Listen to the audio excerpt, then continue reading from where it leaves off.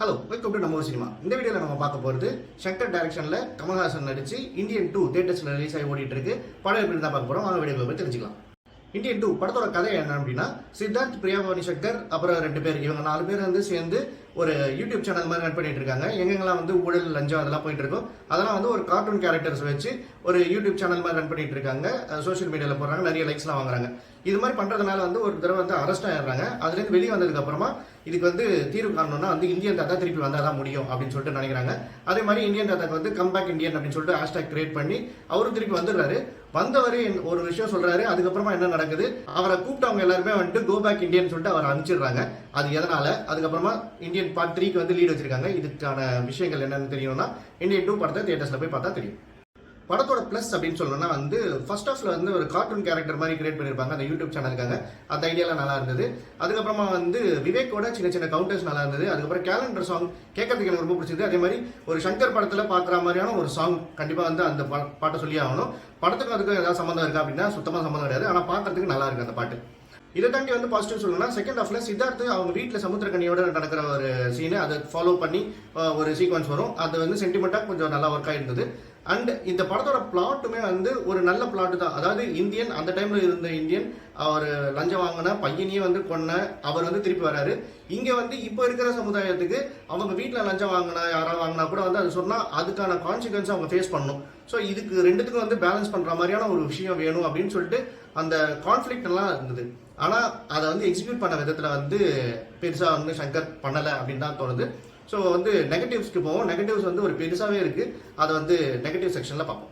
So படத்தோட negatives என்ன அப்படின்னு பார்த்தோம்னா வந்து நிறையவே இருக்கு. அதாவது இந்தியன் 1ல எதெல்லாம் சின்னதாக நமக்கு ஒர்க் அவுட் ஆச்சோ அதெல்லாம் வந்து இங்கே லென்த்தாக பண்ணி அதை வந்து நமக்கு பிடிக்காத மாதிரியே வந்து பண்ண வச்சுட்டாங்க.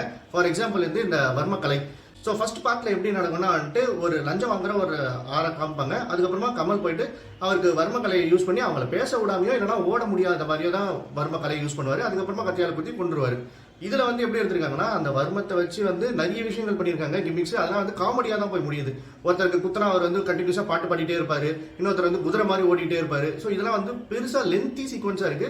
ஒரு 20 மினிட்ஸ் 30 மினிட்ஸ்க்கு வந்து இந்த லென்த்தி சீக்வன்ஸே போயிட்டு இருக்கு. அது ஃபர்ஸ்ட் பார்ட்ல பார்த்தோம்னா வந்து அதெல்லாம் ஒரு 3 நிமிஷம் சீன். இதுல வந்து அதுவே வந்து ரொம்ப லென்த்தா போகிறதுனாலே வந்து படத்தை வந்து நமக்கு ரொம்ப லேகா தெரியுது.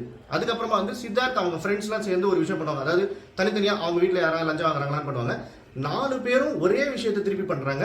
ஸோ அது ரிப்பீட்டேட்டிவா இருக்கு அந்த சீன்ஸ். இப்போ ஒரு சீன் இதை சித்தார்த் மட்டுமே அது பண்ணியிருந்தா ஓகே, நமக்கு வந்து சரி சித்தார்த் இந்த விஷயம் பண்றாரு, இதனால இவருக்கு பாதிக்குது அப்படின்ற மாதிரி தெரியும்.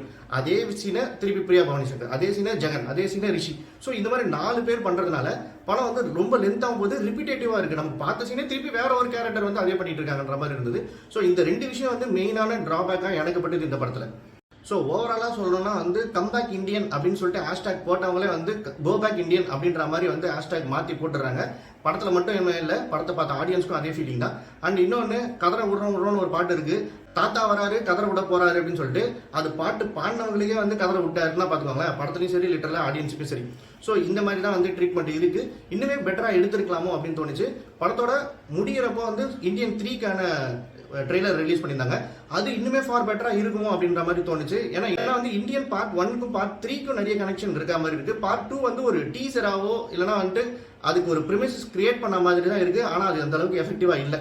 மேபி கம்பேக் இந்தியன் அப்படின்னு சொல்லிட்டு ஹேஷ்டாக் கிரியேட் பண்ண மாதிரி கம்பேக் சங்கர் அப்படின்னு சொல்லிட்டு பார்ட் 3க்கு எதிர்பார்ப்போம். கேம் சேஞ்சர் பார்ட் 3 இது ரெண்டுமே வந்து சங்கருக்கு ஒரு கம்பேக்கா இருக்கணும் அப்படின்னு சொல்லிட்டு ஆசைப்படுறேன். இந்த வீடியோ உங்களுக்கு பிடிச்சிருந்தா லைக் பண்ணுங்க, ரொம்ப பிடிச்சிருந்தா உங்க ஃப்ரெண்ட்ஸ்க்கு ஷேர் பண்ணுங்க. இன்னும் நம்ம சினிமா சேனல் சப்ஸ்கிரைப் பண்ணுங்க. அப்படியே பக்கத்தில் இருக்க பெல் ஐகான் பிரஸ் பண்ணுங்க. தேங்க்யூ.